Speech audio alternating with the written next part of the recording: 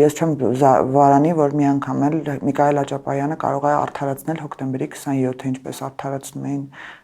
նրանց հետևորդ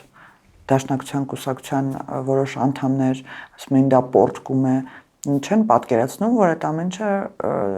պետության հիմքերը կարող է ամբողջությամբ խարխլել եւ պետությունը կարող է այնպիսի ցնցումների ենթարկվել, որ այլևս չվերականգնվի։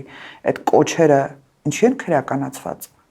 որպեսզի պետությունը մնա կանգուն։ Հայրենասիրությունը ինչով է պայմանավորված նրանց, որ պետության հիմքերն են ուզում խարխլեն։ Դե հիմա իրենք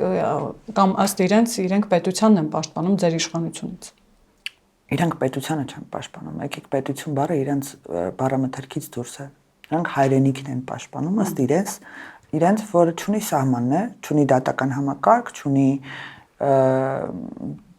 չունի այն իշխանությունը, որը որ այժմ կա բրգաձև համակարգով կառուցված։ Նրանք դեռևս միջնադարյան համակարգում գտնվող, միջնադարյան կարգերին համապատասխան մտածելակերպ ունեն եւ ուղղակի, որտեղ եկեղեցին, այո, մեծ դեր ուներ ժամանակին եւ ստանձնել էր այդ պարտականությունը եւ այդ եկեղեցու